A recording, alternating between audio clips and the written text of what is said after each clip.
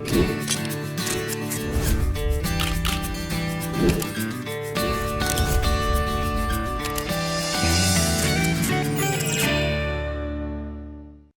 लगता है पर हो जाता है। पिछले 8-10 सालों से ये बात हम सबकी ज़िंदगी का हिस्सा है, ख़ासतौर से मेरे साथ साथ चलती है। जब भी कोई मुश्किल आती है, अटकते हैं, तो हम इस एक वाक्य में पनाह पाते हैं। ऐसे कुछ अभी भी हुआ है। वक्त लगा लेकिन हो गया। हमारे साथ जाने माने फिल्मकार जो पिछले 3 दशक से इतना उम्दा काम कर रहे हैं, इनसे मिलने की तमन्ना, इनकी कोई फिल्म मैंने नहीं छोड़ी है। आपको स्क्रीन पर नज़र आ रहे हैं, हंसल मेहता है। और इनकी फिल्मोग्राफी इतनी रिच है और इतनी वर्सटाइल है कि आपका दिल चाहता है कि कभी ना कभी इस शख्स के बराबर आप बैठे और 2 बातें कर लें। तो वक्त लगा लेकिन हो गया। साथ ही हमारे साथ है जहान कपूर। बहुत पुराने बरगद के नए फल हैं ये, नए हैं, बट लेगेसी बहुत बहुत रिच है। खुद ये अपना तारुफ बता ही देंगे, मैं तो बता ही दूंगा। तो दोनों आज हमारे स्टूडियो में इसलिए आए हैं क्योंकि इनकी नई फिल्म आई है फराज। बहुत सुंदर फिल्म है और उससे ज़्यादा ज़रूरी फिल्म है, ज़रूर देखनी चाहिए। तो फराज के बहाने हम इन पर कुछ फिल्म पर और कुछ इधर उधर की बातें करेंगे। आप दोनों का स्वागत है, आप हमारे स्टूडियो में आए, वक्त दिया। इतना बिजी शेड्यूल, वक्त लगता है पर हो जाता है, पर हो जाता है। फराज से ही शुरू करते हैं। कब तय किया कि ये कहानी, जो कि एक रियल इंसिडेंट है 2016 ढाका अटैक पर, कब सोचा कि इसको? ये कुछ मेरे ख्याल से 2019 की शुरुआत पे ये बात थी कि जब भट्ट साहब ने ये मदर टेरेसा अवार्ड था जो आपने फिल्म की आखिर में जो स्पीच है, बिल्कुल हाँ, तो उस स्पीच के लिए भट्ट साहब गए, उस इवेंट के लिए भट्ट साहब अवार्ड देने के लिए गए, चीफ गेस्ट थे वो। अच्छा। तो वो गए थे, उन्होंने स्पीच सुनी, स्पीच से बहुत ज़्यादा इमोशनल हो गए थे वो। तो उन्होंने मुझे फ़ोन किया कि इस कहानी को एक बार तुम देखो, मैं तुम्हें, उन्होंने थोड़ी सी आइडिया दी मुझे, बोला कि तुम एक्सप्लोर करो, तुम्हें अच्छा लगता है तो कर सकते हैं हम लोग। तो बात वहाँ से शुरू हुई। मुझे कहानी ने प्रभावित किया, मुझे लगा कि हाँ है ये बात मुझे ना, क्योंकि देखिए मैंने शाहिद बनाई थी, तो उसमें एक तरह का कंसर्न था जो एक हिंदुस्तान का जो मुसलमान है उसको लेकर एक कंसर्न था कि वो बहुत ज़्यादा जो अधरिंग जो हो रही थी, तो उसको लेकर एक कंसर्न, शाहिद की कहानी के ज़रिए वो बात कहना मेरे लिए मुमकिन हुआ था उस वक्त। फिर उसके बाद ओमेर्टा बनाई, तो जिसमें ना कहीं वो ग्लोबल जो टेरर जिसको बोलते हैं और उसको फैलाने वाले जो लोग हैं कि वो क्या बंदूक लेके घूमते हैं, क्या सर पे टोपी पहनते हैं, सुरमा लगाते हैं, नहीं वैसे नहीं, मतलब वो आसपास घूमते फिरते प्रोफेसर जैसे दिखने वाले लोग होते हैं। बिल्कुल।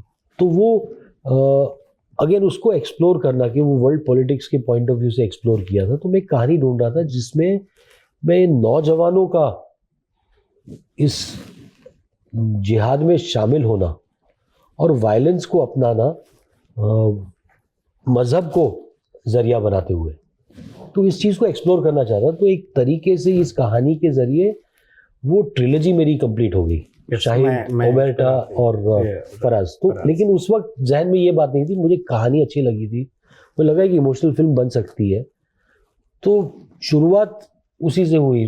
फिर रिसर्च किया, हम लोग ढाका गए, तो उसके पहले जहान मिल गया मुझे। अच्छा। और हम लोग साथ में ढाका गए। ढाका में थोड़ा और, ढाका एक्चुअली वो परिवर्तन जो है वो ढाका में आया कि भाई बनानी ही है फिल्म। एक जो जुनून भर जाता है ना आपके अंदर, लॉक हो गया वहाँ जाकर। हाँ नहीं, वो एक क्या होता है, कहानी जो फिल्म बन जाती है ना, वो वाली होती है जो आपकी नींदें हराम कर दे।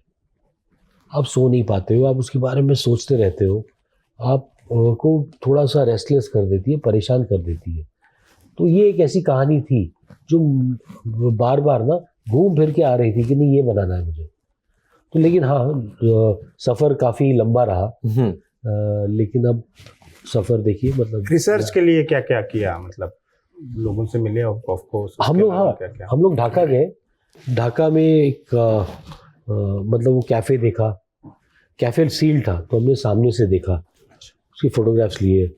फिर हमें, मतलब ये मैं टीवी पर कह रहा हूँ फोटोग्राफ्स लिए, बांग्लादेश में मुझे पकड़ लेंगे इस बात को कहने के लिए, क्योंकि अलाउड नहीं था वो। मेरा कैमरा बाहर देखा, उन्होंने मोबाइल देखा, तो कोई आया, बोला हम कैमरा छीन लेंगे आपसे।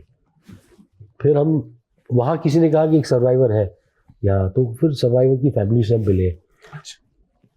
बहुत लोगों से बात की, फिर एक किताब है लबू साहब की, अच्छा, जो बंगाली में थी, जिसको हमने ट्रांसलेट करवाया। तो उसमें रिसर्च था, वो पूरी रात के बारे में, वो जर्नलिस्टिक इन्वेस्टिगेशन था into the Holey Artisan attack. तो वो सारी चीज़ें, वो सारी चीज़ों को लेकर आप, वो रिसर्च मैंने नहीं किया। मैं हमेशा रिसर्च ना राइटर्स पे छोड़ता हूँ, ताकि मैं कहानी पर ध्यान दूँ। मैं अपने आप को ना as a director investigative journalism में नहीं घुसाना चाहता हूँ। राइट। मैं कहानी कहना चाहता हूँ, मैं किरदारों को, कैरेक्टर्स को जिंदा करना चाहता हूँ। तो वो मेरा काम था। राइटर्स ने बहुत रिसर्च किया, फिर एक धीरे धीरे से ढांचा बना, जैसे जो प्रोसेस होता है। कास्टिंग कैसे हुई? आदित्य, रावल और जहान कैसे सीन में आए? पहले जहान आया। ओके। तो जहान कैसे? जहान के पिताजी जो है कुणाल, वो मेरे लैंडलॉर्ड हुआ करते थे। मैं जहान छठे वाले पर था, मैं चौथे वाले पर रहता था, और कुछ 6 साल हो गए थे उस बिल्डिंग में रह के। और जहान मुझे वहाँ पृथ्वी थिएटर के पास देखता था। अच्छा। हाँ, कभी नीचे बेसमेंट में वर्कआउट करते हुए दिखता था, कभी पुरानी लाल गाड़ी लेके बाहर निकलता हुआ दिखता था। हम तो एक दूसरे को क्रॉस करते थे, कभी बात नहीं करता था, बहुत बहुत ज़्यादा शर्माता था। तो वही ये कहानी के साथ मैं जूझ रहा था, और लिफ्ट में ये मिल गया। इनको मैं शहजादा बोलता हूँ, पृथ्वी थिएटर के शहजादे। तो मुझे मिल गए, तो उसने हेलो किया, मैंने हेलो किया और निकल गया। तो निकलने के बाद मैं वहाँ भट्ट साहब के पास गया। मैंने बोला कि ये मुझे लग रहा है फराज मिल गया हमें, तो लेकिन पता करो। मुझे पता ही नहीं वो करता क्या, कि कभी आज तक उसने हेलो भी ज़ोर से नहीं बोला मुझे। तो वो एक्टिंग कर रहा है, नहीं करना चाहता है, मुझे पता नहीं है। हालांकि कुणाल ने मुझे कहा था कि वो मतलब तैयारी कर रहा है, उर्दू पोइट्री वगैरह सीख रहा है, पढ़ता है उर्दू पोइट्री। मुझे कुणाल ने काफ़ी चीज़ें, आई डोंट नो सच कहा। हाँ, मतलब हाँ। कुणाल ने मुझे कहा था। तो फिर भट्ट साहब ने कुणाल को, मुकेश जी ने कुणाल को फ़ोन किया, पूछा। फिर उसके बाद जहान मिला, फिर जहान ने पहली बार मुंह खोला, बातें की, और तब लगा कि मतलब हाँ, इंटेलिजेंट थिंकिंग लड़का है, जैसे फराज था। हाँ, अब फराज जैसा वो मासूमियत थी, एक मासूमियत थी। और एक होता है ना कि आप, मतलब ये नेगेटिव तरीके से नहीं कह रहा हूँ, लेकिन एक प्रिविलेज वाली ज़िंदगी जो होती है ना, कि आप, हालांकि जहान का अपब्रिंगिंग वैसा नहीं है, मैंने देखा है मेरे सामने, उस तरह का अपब्रिंगिंग नहीं, लेकिन एक प्रिविलेज वो वाला होता है कि एक थिएटर का जो एक टेम्पल जिसे कहते हैं, पृथ्वी थिएटर, एक फैमिली है जिसने थिएटर को इतना कुछ दिया है, सिनेमा को उनके दादाजी ने इतना कुछ दिया है। तो ऐसे परिवार का एक जो होता है ना वारिस, तो वो उसके अंदर का एक पॉइज, एक मैच्योरिटी जो होती है वो थी। तो वो मुझे लगा कि कहीं ना कहीं फराज के कैरेक्टर से उसकी ज़िंदगी कहीं ना कहीं मिलती थी। और यही हुआ कि वो वही कि होता है कि कुछ लोग बने होते हैं, जैसे राजकुमार बना था शाहिद बनने के लिए, इस तरह जहान बना था फराज बनने के लिए। नाइस। जहान से पूछते हैं, जहान कपूर परिवार से आते हैं, शशि कपूर के ग्रैंडसन हैं, इसके अलावा और भी परिचय है, आप थिएटर वगैरह करते रहे हैं, और हाँ, इसके अलावा और भी परिचय है जो ज़रूरी है और आगे सिग्निफिकेंट रहेंगे वही परिचय। जब फिल्म पैमले से कोई डेब्यू करता है तो वो चाहता है कि एक थोड़ी सेफ स्क्रिप्ट हो, गाने एक्शन वगैरह हो, जो मतलब लोगों तक पहुंचे हो कि हाँ यार कोई आ रहा है जी। आपने ये स्क्रिप्ट चुनी जी, क्या रीजन? पहली बात तो ये है कि स्क्रिप्ट तो थी भी नहीं। अच्छा। जब हम मिले थे तो सिर्फ कहानी थी, और सर बस कोशिश कर रहे थे कि, और उन्होंने कहा कि हम इस किरदार को ढूंढने की कोशिश कर रहे हैं और कहानी को ढूंढने की कोशिश कर रहे हैं, किस तरीके से उसको बयान करें, किस तरीके से हम दर्शकों तक ये बात पहुंचाएं। तो मुझे सबसे इंटरेस्टिंग बात ये लगी कि सर मुझे एक प्रोसेस की अपॉर्चुनिटी देते, क्योंकि और लोग ये, जैसे आपने कहा कि लोग चाहते हैं कि एक फॉर्मूला के हिसाब से कोई गारंटीड आउटकम दे। एग्जैक्टली। लेकिन उस चीज से मैं बहुत कतराता था, क्योंकि मुझे ऐसा लग रहा था कि ऐसे तो बहुत लोग हैं जिनके पास नाम है, जिनके पास शोहरत है, फैमिलीज से आते हैं, लेकिन बहुत कम लोग हैं जो टिकते हैं। और ये जो रिस्क है, ये गैम्बल है, मुझे ऐसा इतने हल्के में नहीं लेना था। और इसलिए मुझे लगा कि एक तो ऑर्गेनिकली मैंने डिस्कवर किया कि मुझे एक्टिंग करना पसंद है, मुझे फिल्म मेकिंग के बारे में जानना, जानकारी बढ़ाना मुझे पसंद है। तो इन सब चीज़ों में मैंने ध्यान देना शुरू किया, मैंने जोर देना शुरू किया। और मैं ढूंढने की कोशिश कर रहा था कि कोई भी कहानी मिले जिसमें कोई एक महत्व हो या एक कोई सच्चाई हो और एक कहानीकार हो जिसको ये कहानी को खड़ा करने की इच्छा हो। और ये नहीं कि एक किसी और को हम लॉन्च करें और कमर्शियली कुछ हम इससे कुछ हम फायदा उठाएं। तो वो मुझे लगा। और हंसर सर जैसे फिल्म मेकर हैं जो कैरेक्टर्स के न्यूआंसेस को पकड़ते हैं, जो अलग अलग किस्म के दुनिया में आपको ले जाते हैं एज अ फिल्म मेकर, तो मैं बहुत आकर्षित हुआ। और मुझे लगा कि ये अपॉर्चुनिटी, एक प्रोसेस में जुड़ने का, तो मुझे लगा सीखने को बहुत मिलेगा। जो हुआ, ढाका हम साथ गए, मेरे लिए वो लाइफ चेंजिंग एक्सपीरियंस था। ऐसा कभी नहीं सोचा था कि पहली फिल्म के लिए ऐसा एक्सपीरियंस मुझे मिलेगा, ऐसा अनुभव होगा मुझे, लोगों से मिलना, ऐसे परिचय होना और उनकी कहानी सुनना इतनी गहराई से। तो शुरुआत ऐसी थी। और ये कहानी अभी जैसे आपने कहा वक्त लगा लेकिन हो गया। तो मुझे लगा कि बस ये है, मैंने ऐसा कुछ स्ट्रैटेजी नहीं सोचा, सामने कहानी आई थी, मुझे जेन्युइन लगा, सर जेन्युइन है, मैंने भी वही किया। मतलब चलो कुछ तो होगा इससे। तो आपने भी कहा कि जब आप पिक्चर में आए तब स्क्रिप्ट नहीं थी, बिल्कुल उसके बाद नहीं थी। स्क्रिप्ट वजूद में आई होगी जी। फिर क्या ब्रीफ था आपको कि तो जैसे सर कह रहे थे, राइटर्स के साथ साथ मैं भी रिसर्च कर रहा था इस घटना के ऊपर। जितनी भी जानकारी मिल सकती थी मैंने कोशिश की लाने के लिए। किताबें पढ़ी कई सारे। फिर सर ने इंट्रोड्यूस किया हमें इखलाक खान, उनके पुराने एसोसिएट हैं, डायरेक्टर, इस फिल्म पे एसोसिएट राइटर भी हैं। और हमारा ट्रेनिंग शुरू हुआ। वो इस्लाम के बारे में, बेसिक्स के बारे में, टेनेट्स के बारे में सिखाए थे। कुरान शरीफ के कुछ जो सुराएं हैं उनके बारे में, उनके मायने के साथ कैसे इंटरप्रिटेशंस होते हैं, नमाज पढ़ना सिखाए। तो और आदित्य के साथ भी मेरी बहुत बातचीत होती थी। हम लोग अलग अलग चीज़ों के बारे में पढ़ते थे। तो रिसर्च का प्रोसेस रहा। फिर जैसे जैसे फिर स्क्रिप्ट के ड्राफ्ट्स बनने शुरू हुए, फिर हमारे रीडिंग्स शुरू हुई। रीडिंग्स बहुत सारे हुए क्योंकि लॉकडाउन 1, लॉकडाउन 2 का सामना हमको करना पड़ा। तो लॉकडाउन 2 के टाइम पे हम तैयारियां शुरू हुई थी और फिर सब कुछ रुक गया था। तो हम जूम कॉल्स पे भी हम रीडिंग्स कर रहे थे, हम प्रैक्टिस कर रहे थे। इखलाक साहब के साथ हम बैठ रहे थे, हम याद कर रहे थे सुराज और बाकी सारी चीज़ें, बातचीत होती थी। तो हम इस प्रोसेस में पूरे तरीके से घुल मिल गए थे। तो वो एक्सपीरियंस बहुत अनोखा था मेरे लिए। फराज की फैमिली से मिले आप लोग? जी। आप भी? जी।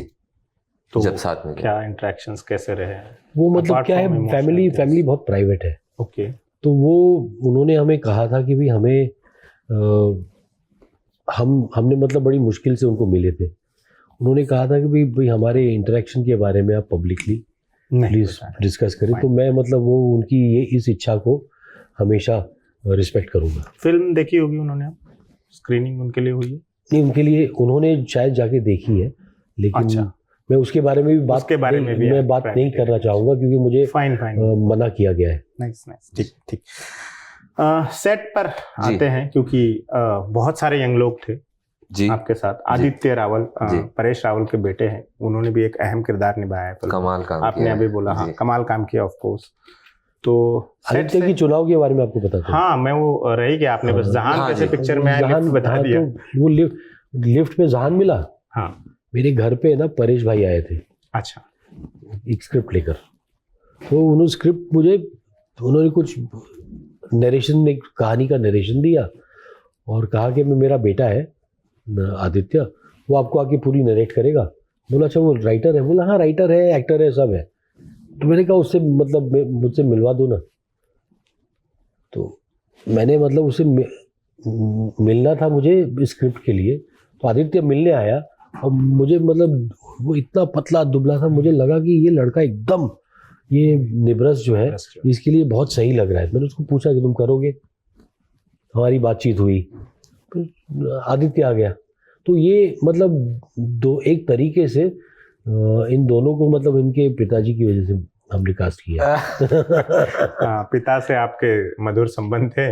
बट हाँ, ऑफ कोर्स आपने देखा तो होगा ही कि मेरे किरदार से ये हाँ नहीं, और वो मुझे मिलते-जुलते मतलब जब हमने रीडिंग शुरू की है ना, तब आपको लग जाता है ना, रीडिंग्स में ही पता चल जाता है कि हाँ कुछ इतनी मेहनत की है लड़कों ने, मतलब इन दोनों ने, प्लस जो बाकी जो बच्चे हैं इतने सारे, वो इतना अच्छा काम किया है। सचिन है, जतिन है, हर्षल है, निनाद है, इन लोगों ने भी इतना अच्छा काम किया। उनकी कास्टिंग का प्रोसेस था, एक वर्कशॉप कर करके हमने कास्ट किया था लोगों को। तो मेरा काम ये था कि जो आपका निजी जिंदगी में कैरेक्टर है ना कहीं उसका एक एक्सटेंशन मिले इस स्क्रिप्ट में। हाँ, जो बाकी लोग हैं, एक वो कैरेक्टर है उसमें जो रिबेल टाइप होता है उस ग्रुप में ही, एक लड़का रोहन, हाँ सचिन, वो सचिन, अच्छा सचिन लालवानी है उसका नाम। वो भी मतलब उन्होंने बहुत ही अच्छा काम बहुत किया अच्छा काम किया। जूही बब्बर ने चौंका दिया एकदम कि मैं काफी टाइम रिकलेक्ट करने की कोशिश कर रहा था कि मैंने देखा है कि देखा। फिर इंटरव्यू में मैंने गूगल किया, फटाफट निकाला, या तो जूही जी। और क्लाइमैक्स में क्या कमाल उनका वो स्पीच है और वो जो डिलीवर किया जूही, वो कैसे जूही अगेन ये मुकेश छाबरा का कमाल है कि वो मुकेश के साथ हम लोग, वो जब से शाहिद पहली फिल्म थी हमारी साथ में, और शाहिद में मुकेश लाया था राजकुमार राव को।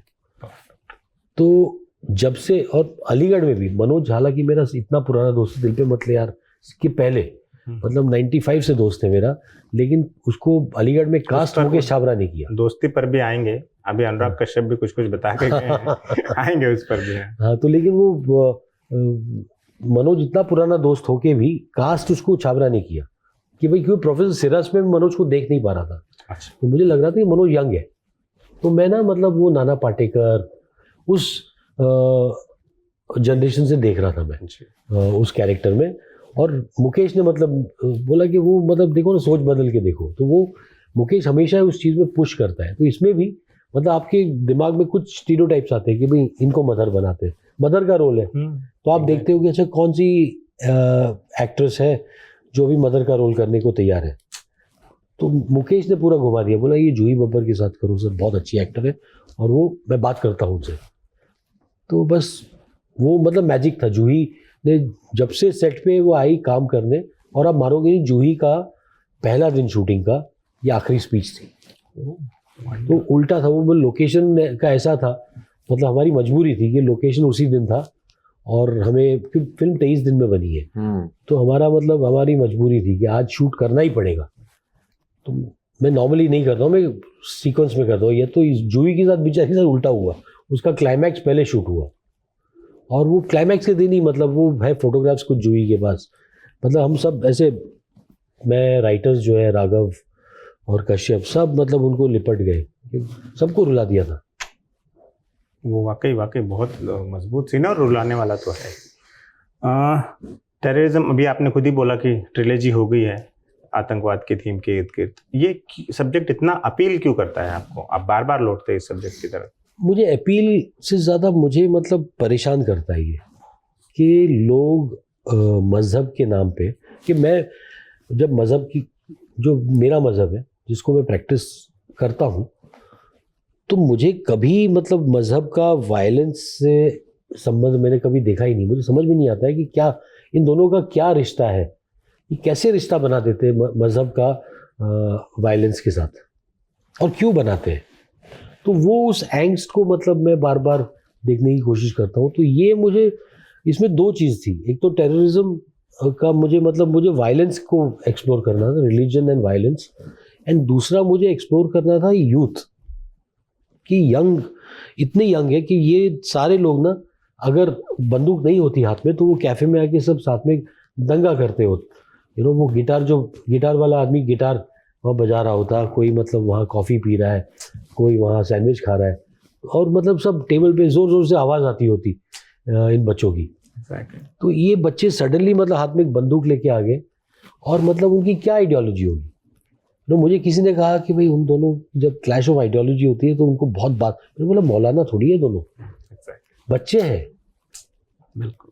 तो वो सडनली ये नहीं हो जाएंगे ना कि वो इस्लामिक स्कॉलर हो जाएंगे। और ये बात जो है ना कि ये तो मुझे वो एक्सप्लोर करना था कि बच्चों में क्या है, इतनी भारी आइडियोलॉजी तो होती नहीं है, वो ब्रेन वॉश्ड है अपनी जगह, लेकिन वो उनकी एक रुचि हो गई कि वायलेंस उनको जस्टिफाइड लगने लगा, और बहुत सिंपली जस्टिफाइड हो गया। एंड वो जो एक्ट कर रहे थे, उस एक्ट में बीच बीच में आप देखते हो कि वो बच्चों के साथ अच्छे रहते हैं, उनको पानी दे रहे पीने, दूसरे मुसलमानों का ख्याल रख रहे हैं। तो वो एक अजीब टाइप का जो एक मिक्स है ना, जिसमें वो ह्यूमनाइज किया है। Exactly. तो मेरी कोशिश ये भी रहती है कि उनको ह्यूमनाइज करके देखूं, कि मैं उनको टेररिस्ट की तरह ना देखूं, उनको बच्चों की तरह देखूं। ये बच्चे हैं जिन्होंने बंदूक उठाई है अपने हाथ में। तो एक लाइन है जो फराज की, कि just bully with a gun right, who wanted to feel special one night. तो वो लाइन इतनी एप्ट है कि वो उससे ज़्यादा कुछ हो नहीं तुम। पर बस मज़हब तुमने कुछ पैसेजेस कुरान शरीफ के तुमने रट लिए और उनको इंटरप्रेट अपने हिसाब से कर लिया। मुझे फिल्म की एक बात जो बहुत अच्छी लगी कि इसमें हैवी कन्वर्सेशंस नहीं है। जैसा कि अभी आपने कहा भी कि वो दोनों कोई स्कॉलर नहीं है जो बैठ के बहस करेगी क्या अच्छा है, जबकि फराज का भी जो वो आता है, जवाब आता है, या फराज का जो भी एग्रेशन दिखता है, वो सेकंड हाफ में बहुत कंट्रोल्ड है। वो ऐसा लगता है कि सच में ही कोई हॉस्टेज है बंदा, वो जूझ भी रहा है पर उसे पता है कि खतरा भी है। वो जो कंट्रोल्ड तरीके से आपने पेश भी किया है और जो स्क्रिप्ट में भी रहा होगा, तो वो बहुत अच्छा और रियलिस्टिक लगता है, और ये बहुत बड़ी स्ट्रेंथ है मूवी की। और स्ट्रेंथ है, और क्या है, हम लोग को आदत पड़ गई है कि हिंदी सिनेमा में हीरो जो है ना, वो या तो ऐसे आता है, चौड़ा हो जाता है, और वो दुनिया भर का नॉलेज और स्ट्रेंथ दोनों हिंदी फिल्म के हीरो में होता है, और वो शुरू से हाई स्पीड में चलता है। तो वो मेरे लिए वो नहीं होता है। मेरे लिए कोई प्रोटैगोनिस्ट नहीं होता है, कोई एंटागोनिस्ट नहीं होता है। सारे के सारे ना उसमें एक कहानी में ये सारे के सारे प्यादे हैं, और मुझे वो ये सारे इंसान हैं। तो मुझे उनको ह्यूमनाइज करके उन प्यादों को वो एक क्रॉसवर्ड पजल सॉल्व कर रहा हूँ मैं, एक चेस का गेम चल रहा है जिसमें सब हिस्सा है। मैं बस उनको संवार रहा हूँ कि मैं देख रहा हूँ कि अभी कभी कोई घोड़ा है, कभी कोई वजीर है, लेकिन वो वो धीरे धीरे से सारे सेट हो रहे हैं उसमें। तो वो मैंने ना एक तरीके से वो स्टीरियोटाइप है वो तोड़ने की, वो हमेशा आप शाहिद में भी देखो, उसमें एक रोमांस है, लेकिन वो रोमांस कन्वेंशनल रोमांस नहीं है, तो हमेशा वो तोड़ने की कोशिश की है। प्रोफेसर सिराज प्रोटैगोनिस्ट होके भी कोई हीरो नहीं है, वो गे राइट्स के लिए लड़े नहीं थे, उनको सबने, वो रिलक्टेंट हीरो बन गए। एग्जैक्टली। तो ओमेल्टा में उसको बनना था, उसको वर्ल्ड लीडर बनना था, लेकिन आदमी बड़ा डरपोक था। और ये आयरनी है कि फराज और शाहिद दोनों जिंदा नहीं रहे, और उमर शेख आज भी जिंदा है। तो अभी आपने जो बोला कि आप जो एक्सप्लोर करना चाह रहे हैं, इसी क्रम में फिर आप पे इल्जाम भी लगते हैं कि आप टेररिज्म को जो थोड़ा सा ग्लोरीफाई कर देते अपने सिनेमा में, इस पर क्या कहेंगे? आपको लगा ऐसे? मुझे नहीं लगा, बट और वही है कि अगर आपको लगे तो मुझे सोचने पर, वो बात मुझे सोचने में मजबूर कर देगी कि अच्छा क्या मैं कर रहा हूँ, क्योंकि मैं करता नहीं हूँ।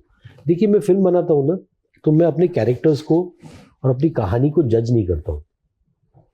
मैं जज नहीं हूँ, मेरे अपने ओपिनियंस में कैरेक्टर पे नहीं थोपता हूँ। कैरेक्टर के अपने ओपिनियंस होते हैं, अपने कंपल्शंस, अपने मोटिवेशन होते हैं, और मैं उनको कैमरा के जरिए, मेरे क्राफ्ट के जरिए उनको ऑब्जर्व करता हूँ और उनको मैं आप ऑडियंस को देता हूँ। किसी रिव्यूअर ने क्रिटिकली कहा था कि हंसल मेहता की फिल्मों में ऑडियंस को भी इन्वॉल्व होना पड़ता है। वो मतलब ऐसी फिल्में बनाता है जिसमें ऑडियंस पे भी मतलब बहुत भार पड़ता है, कि उनको भी सोचना पड़ता है। और हाँ, मैं वैसी फिल्में बनाता हूँ और ऑडियंस मेरे साथ ड्यूएट गा रहा है। हम मतलब साथ में कहानी बना रहे हैं। कहानी मैं सिर्फ अकेला नहीं हूँ इसमें। मैंने जैसे देखा, मैंने आपको दिया, आप भी उसको देख रहे हो और आप अपना इंटरप्रिटेशन बना रहे हो। मैं इसलिए बैक स्टोरीज नहीं देता हूँ मेरे कैरेक्टर्स की ज़्यादा। मैं कहता हूँ आप ढूंढिए, आप सोचिए, क्योंकि फिल्म तभी वर्क ऑफ आर्ट ये होता है जिसको आप इंटरप्रेट करते हो। कौन सी पेंटिंग को आप और मैं मतलब एक ही तरीके से देखते हैं, मुमकिन ही नहीं है। मुमकिन ही नहीं है। सिमिलरली सिनेमा को भी आप जो अगर आर्ट की तरह देखो ना, तो किसी एक चीज को सारे लोग एक तरीके से देखें, वो मुमकिन नहीं है।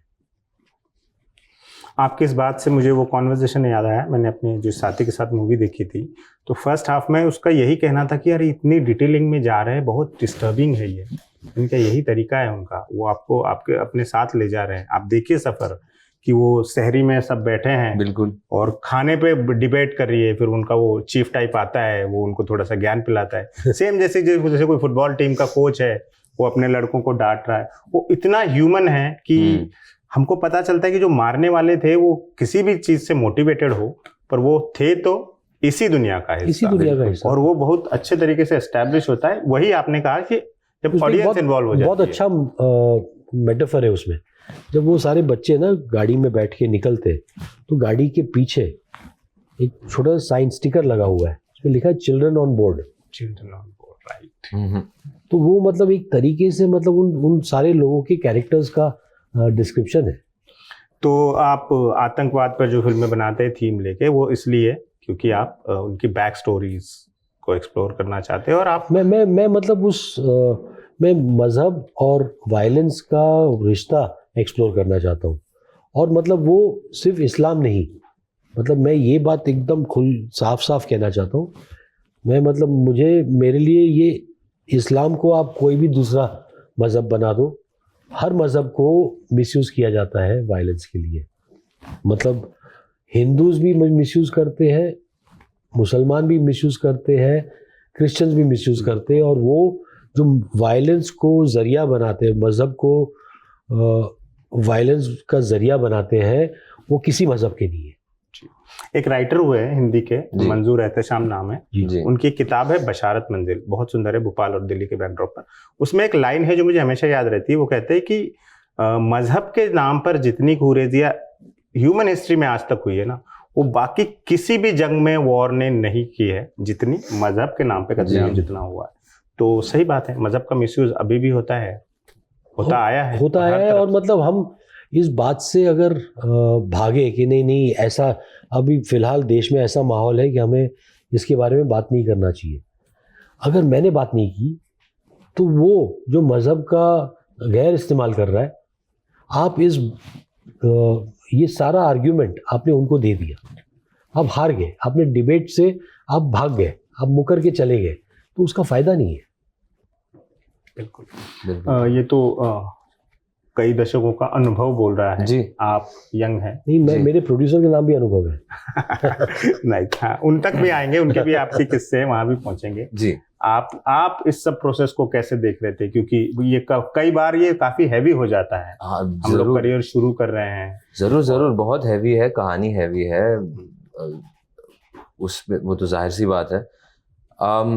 मेरे लिए और आदित्य के लिए भी, हम दोनों वहीं से देखना चाह रहे थे जैसे हम थे। जैसे अगर हम किसी चीज़ को मानते हैं और अगर कोई सामने कोई है जो हमें जो कुछ उल्टा दिखाने की कोशिश कर रहा है, तो उस बीच में हम कैसे एक दूसरे तक पहुंचने की कोशिश करेंगे। आजकल यंगस्टर्स को बहुत सारी चीज़ें थोपे जाती हैं, और बहुत सारी बातें, बहुत सारा ज्ञान, और हमेशा कहा जाता है कि तुम्हारे पास अनुभव नहीं है तो तुम बोल नहीं सकते हो, तो तुम्हारा बोलना जायज़ नहीं है। तो हम चाह रहे थे कि वो इंसानियत सामने आए कि हम भी ढूंढ रहे हैं, हमें भी शायद पूरी तरह से पता नहीं है, और ये हंसल सर भी वही चाह रहे थे। तो हमारे लिए तो सब कुछ नया नया था। हम हमेशा सर की तरफ देखते थे सहारा के लिए कि सर सब सही हो रहा है शूट पे, जो भी है हमने याद करके आए थे सेट पे, तो हम तैयार थे। लेकिन फिर भी नर्वसनेस होती है, फिर भी ऐसा लगता है कि ये बहुत जिम्मेदारी ये काम जो है बहुत जिम्मेदारी है इसमें। तो सर की तरफ देखते थे, लेकिन सर हमेशा अपने महीन अंदाज में बोलते थे हाँ हाँ हो रहा है, मेरे को मिल गया, आगे बढ़ो आगे बढ़ो। तो एक्सपीरियंस इस सेट पे रहना इस फिल्म की शूटिंग में बहुत बहुत अनोखा रहा। और मुझे लगता है कि हाँ, मजहब से ज़्यादा मुझे लगता है ये इंसानियत की कहानी है कि बाहर भी अगर आप देखें, पुलिस वाले हैं, घर वाले हैं, हर कोई कोशिश कर रहा है, नाकाम हो रहा है। कोई किसी के पास सही में जवाब नहीं है। Nobody was prepared. तो मतलब टेररिस्ट खुद भी प्रिपेयर्ड नहीं थे ठीक से। तो आई थिंक अगर सर ने ऐसी कहानी बताई है तो I think the question is much bigger than just कि एक ये मुद्दे की बात है। आई थिंक ये बहुत सारी चीजें हैं इसमें, एंड वो इस फिल्म की खूबी है। इतनी इंटेंस फिल्म है जी। वो तनाव पूरी फिल्म में बना रहता है जी, ऑफ कैमरा भी महसूस होता था वो होता था। और ऊपर से हम लॉकडाउन 2 के बाद एक बायो बबल में शूट कर रहे थे। तो पूरा यूनिट एक साथ एक ही होटल में, उसी होटल के लॉन्स में सेट बना था, और हम सब लोग रोज साथ में रहते थे, साथ में काम पे जाते थे, और लार्जली क्रोनोलॉजिकली शूट हुआ एकदम एक से बाद एक। तो उस दुनिया में आप घुस पाए वाकई। और इत्तेफाक से ये भी हुआ कि अटैक की जो एनिवर्सरी थी उस दौरान ही हमारी शूटिंग चल रही थी। तो उस रात मैं ऐसा बैठा था और मुझे ऐसा लगा कि यार कमाल है, हम लोग यहाँ बैठे हैं एकदम सेफ महफूज हैं, हम सब साथ में हम काम कर रहे हैं, लेकिन जो हम काम दिखाना चाह रहे, जो चीज़ हम दिखाना चाह रहे हैं वो एक्चुअली हुआ है लोगों के साथ, और ये दुर्घटना है। तो थोड़ा वो असर कर देता है, लेकिन बस हमारे तरफ से वही था कि बस अगर हम सच्चाई के साथ ये काम कर सकते हैं, ऑनेस्टी को अगर वो ला सकते हैं, और सर के विजन में हम भरोसा करते हैं, तो बस शायद कुछ ना कुछ तो उसका असर पड़ेगा। बट हाँ, अजीब है बहुत, अभी भी मुझे बहुत सरियल फील हो रहा है कि कैसे हमने ये सब किया है।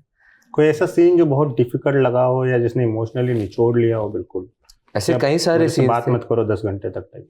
नहीं, ऐसे कई सारे सीन्स थे। एक तो लास्ट सीन था मेरा, जो फाइनल मोमेंट है, वो काफ़ी मैं जानता था कि ये बहुत ज़रूरी मोमेंट है, क्योंकि किरदार का पूरा उस मोमेंट में आपको सारी बातें समझ में आनी चाहिए कि ये इस किरदार की जो फितरत है वो कैसी है। आदित्य के साथ जो हमारा बीच में जो एक कॉन्फ्रंटेशन सीन होता है, उस पे बहुत मेहनत करनी पड़ी, क्योंकि वो मुद्दे की बात है उसमें, और वो रीराइट करता रहा आखिर तक। लिटरली जिस दिन शूट होना था उससे 8 घंटे पहले वो सीन फिर भी मतलब रीराइट किया जा रहा था, और हम ढूंढ रहे थे।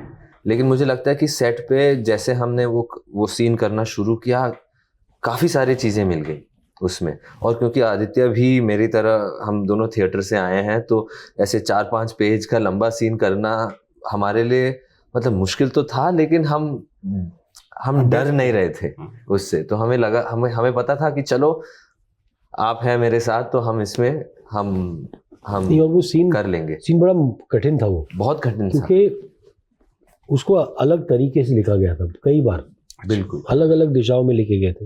ये पहले ना मतलब ऐसा लिखा था जैसे मतलब पूरा एक डिबेट है जी। तो एक बड़ा थियोलॉजिकल डिबेट जो होता है ना, वहाँ से शुरू करते करते वो इनकी ज़बान में लाना, बिल्कुल उन कैरेक्टर्स की ज़बान में लाना, मतलब वो एक जर्नी थी।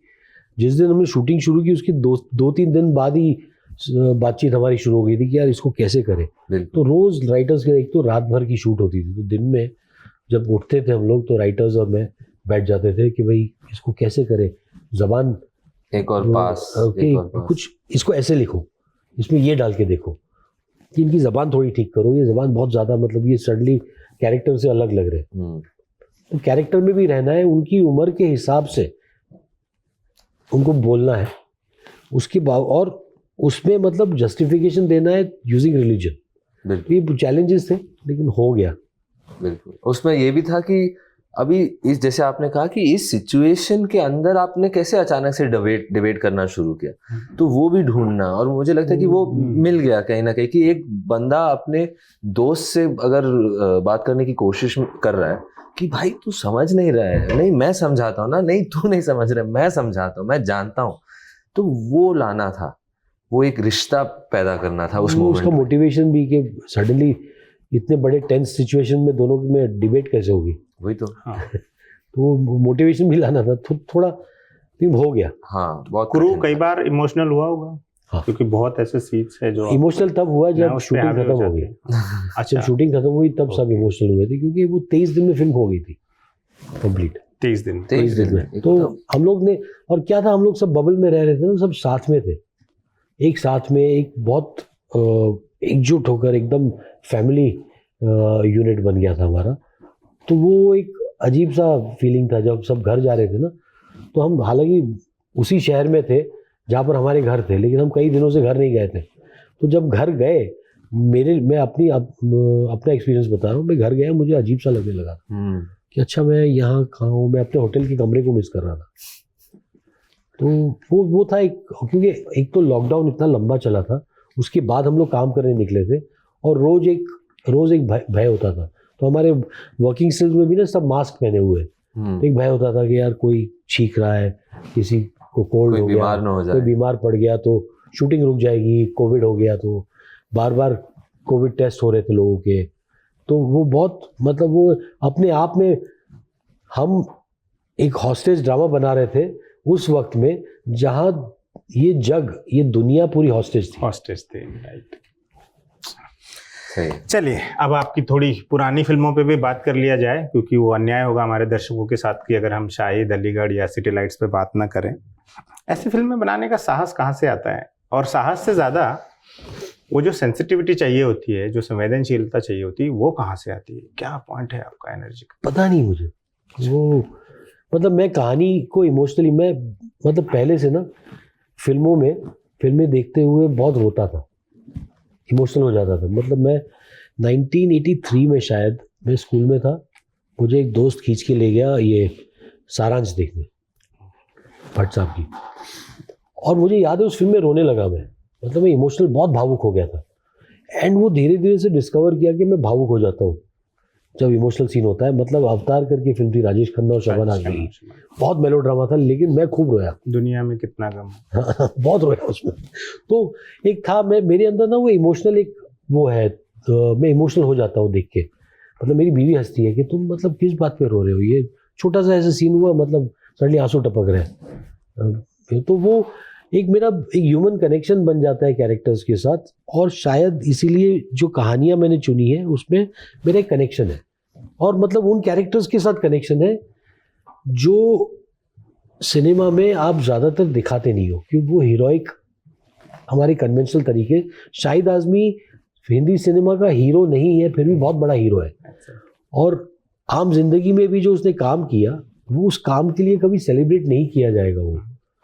तो मुझे लगा कि मेरे लिए ज़रूरी है कि मैं ऐसी कहानी कहूँ जिसमें शाहिद आज़मी की ज़िंदगी को हम सेलिब्रेट करें, हम बताएं लोगों को कि ऐसे लोग, ऑर्डिनरी आदमी के अंदर एक एक्स्ट्रॉर्डिनरी पावर है बदलाव लाने का। वो मैं समझता हूँ कि मैं बड़ा फ्रस्ट्रेट होता हूँ कि हमारे हाथ में क्यों नहीं है बदलाव लाना, ये क्रांति हम क्यों नहीं ला सकते? हम क्यों किसी और के लिए, कि जो कुर्सी पे बैठा है वो क्रांति कैसे लाएगा? क्योंकि उसको कुर्सी ज़रूरी है, तो क्रांति तो हम ही ला सकते हैं। और वो क्रांति छोटी छोटी चीज़ों से आती है। जैसे शाहिद आज़मी ने मतलब उन लोगों के लिए लड़ाई की जो मतलब खुद के लिए लड़ नहीं सकते थे। सिमिलरली सिटी लाइट्स हालांकि एडेप्टेशन था ब्रिटिश फिल्म का, लेकिन मैंने वो फिल्म देखी नहीं, आज तक नहीं देखी है। मैंने स्क्रिप्ट लिखी थी, वो स्क्रिप्ट पे रिएक्ट किया था। मुझे लगा कि हम जब शहर में ना, हम जब गाड़ी चला के निकलते, घर के बाहर चलते हुए जाते, तो इनविजिबल लोग होते जिनको हम कभी देखते नहीं है, वो मतलब ऐसे साइड पे बैठे हैं, वो मतलब उनके पास घर नहीं है, ना खाने का पैसा है, हम सोचते भी नहीं है, कभी कुछ पैसे दे के चले गए, उनके बच्चे के साथ खड़े तो बच्चे का कभी कभी उनके बाल सहला के निकल गए, लेकिन हम सोचते नहीं उनके बारे में। लेकिन वो हमारा शहर, हमारा घर, सब कुछ वो लोग चलाते हैं और उनको हमने अधर करके रखा है। वो मतलब वो आपके देश का इनविजिबल पॉपुलेशन है। तो उस इनविजिबल पॉपुलेशन की कहानी मुझे दिखी सिटी लाइट्स। वो सिटी लाइट्स शायद मेरी सबसे मेलोड्रामेटिक स्टोरी है, एक अच्छा मेलोड्रामा है। मुझे वो मेलोड्रामा बहुत, वो राजकुमार का शायद मेरी फिल्मोग्राफी में राजकुमार का सबसे बेहतरीन परफॉर्मेंस है। जो काम किया है उसने, राज ने, भी मतलब रुला देता है। आज भी उसके शुरू के 10-15 मिनट देखता हूँ, मतलब उसकी एक एक्सटेंडेड बिगिनिंग था जो स्टूडियो ने कटवाया। अच्छा। हाँ, कहा कि ये शायद लंबा है, वो वही है, मतलब एक आर्ट और कॉमर्स की जो लड़ाई होती है ना, उसमें कॉमर्स जीत गया मुझसे, तो थोड़ा कटवा दिया उन्होंने। लेकिन वो जब देखता हूँ एक्सटेंडेड बिगिनिंग ना, मतलब मैं सचमुच इमोशनल हो जाता हूँ। इतना इमोशनल था, ऐसा लगता था कि मतलब ये मेरे घर से, मेरे परिवार से कोई मतलब उनका घर छूट रहा है। उसमें गाना था ना एक, चिरैया घोंसले को छोड़ उड़ जाए, तो वो मतलब वो देख के मतलब मैं अभी भी इमोशनल हो जाता हूँ। तो वही वो अलीगढ़, मतलब वो कहानी मुझे, ईशानी बनर्जी करके लड़की है, वो दिल्ली में रहती थी। मुझे ईमेल आया था, उसने ईमेल किया था, मैं जानता नहीं था कौन था। ईमेल आया था, मैंने ओपन किया, अटैचमेंट था कि कहानी है, शायद आपको अच्छी लगेगी। मैंने ओपन किया, सवेरे 7:30 बजे ओपन किया, मैंने कहानी पढ़ी, मैंने उसको फ़ोन लगाया, फ़ोन उठाया नहीं उसने। 11:30 बजे मैंने उसको 2 बार मैसेज किया कि प्लीज़ कॉल मी। तो लड़की ने फ़ोन किया, बोला कि सचमुच आप कर रहे हो? बोला हाँ मैं कर रहा हूँ भैया, मुझे कहानी अच्छी लगी, बॉम्बे कब आ सकती हो?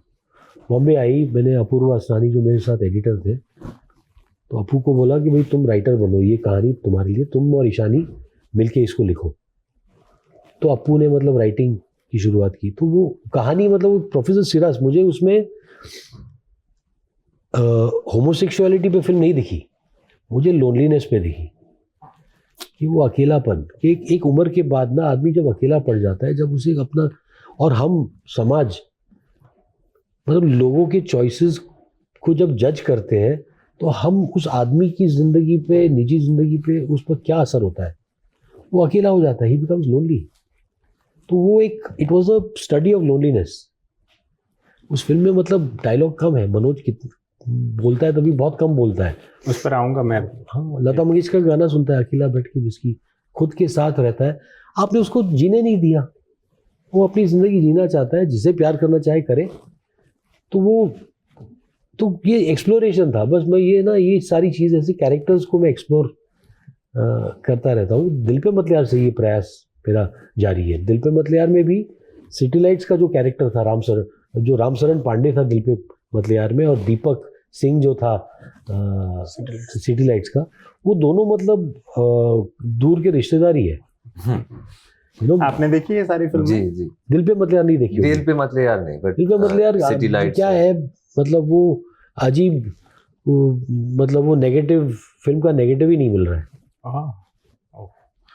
अच्छा, ये इतनी फिल्मों की जो बात हुई, आपने जो कहा कि आप इन लोगों की कहानी कहना चाहते थे, जैसे आपने शाहिद आज़मी की कहानी कही, प्रोफेसर सिराज की कही, फराज की कहानी कही, तो आपने इन कहानियों को एक तरह से सिनेमाईकरण इनका कर दिया, डॉक्यूमेंटेशन कर दिया। ये तो कई बार ऐसा हुआ है कि कई लोगों ने ऐसी कहानियां कहनी चाहिए जो बिल्कुल मेन स्ट्रीम टाइप नहीं है या उनको ज़रूरी लगी, पर उनके वो प्रयास खो गए कहीं। बट आपकी तमाम फिल्मों को बहुत प्यार मिला है, लोगों को याद है उनके किरदार, उनके डायलॉग्स, पूरी कहानी, फिल्में उन्होंने कई बार देखी है, तो अच्छा लगता तो होगा ही। मतलब मैं रोज़ सवेरे ना जब उठता हूँ तो सिर्फ एक ही ख्याल के साथ उठता हूँ कि मतलब मैं कितना खुशकिस्मत हूँ कि मैंने ऐसी एक, क्या होता है कि आदमी एक चॉइस बनाता है। मैं फिल्म मेकर हूँ, सालों से फिल्में बना रहा हूँ, क्राफ्ट आता है मुझे, लेकिन मैंने एक रास्ता चुना है जो आसान नहीं है। और वो उस रास्ते में मतलब मुझे पता है, आज भी मेरे पास अपना घर नहीं है, मैं रेंटेड हाउस में रहता हूँ, मैं अपनी गाड़ी की EMI देता हूँ, मैं एकदम वो, मतलब आज थोड़े पैसे कमा दो तो गाड़ी थोड़ी अच्छी ले ली है मैंने, तो लोग मुझे कहते हैं कि मतलब घर से पहले गाड़ी ले ली, बोले यही मेरा घर है, मैं शूटिंग करता हूँ तो मैं इसमें मतलब कंफर्टेबली जाना चाहता हूँ बस, लेकिन घर नहीं है, मतलब वो मैं, लेकिन मैं इतना खुश हूँ, मतलब मेरे अंदर मतलब घर की लालच है ही नहीं, बस ये कहानियाँ कहने की लालच है। और वो कहानी के लिए जो प्यार मिलता है ना, कि इतने सालों के बाद लोग शाहिद आज़मी को याद करते हैं, शाहिद को याद करते हैं, वही मेरा बॉक्स ऑफिस है, वही मेरी कमाई है। और वो कमाई, यही पूंजी है जो मैं अपने बच्चों के लिए छोड़ के जाऊंगा। भाई आप मुझे बताइए, इनके दादाजी शशि कपूर ने कौन सी फिल्म में प्रॉफिट कमाया है, आपको मालूम है? नहीं पता है, किसी को नहीं पता है। लेकिन आपको ये पता है कि 36 चौरंगी लेन इन्होंने बनाई, इन्होंने जुनून बनाई। अभी ऐसी फिल्मों, ये जो लेगेसी है ना, ये लेगेसी को आप पैसों से नहीं तोल सकते हो, इससे नहीं तोल सकते हो कि कितनी प्रॉपर्टी बनाई उन्होंने, नहीं। ये मतलब ये हमेशा के लिए रहेगी। कलयुग कौन बनाएगा आज के युग में? कोई नहीं, वो शशि कपूर ने बनाई थी। तो वो मतलब वो एक जो लेगेसी है ना, वो उसको टच नहीं कर सकता है कोई। हाँ, अभी आपने कहा कि मैं खुद फिल्म में देख के रोता था, तो फिर आपने तय किया कि अब मैं लोगों को भी रुलाऊंगा। मुझे आपकी फिल्मों के कई मैं चाहता हूँ कि लोग मतलब वो उसमें थोड़ा इन्वॉल्व होना जरूरी है। मैं कॉमेडी बनाऊंगा, उसमें भी इन्वॉल्व करूंगा। मैं एक पर्टिकुलर सीन पे आना चाहता हूँ, सिटी लाइट से ऑफ कोर्स।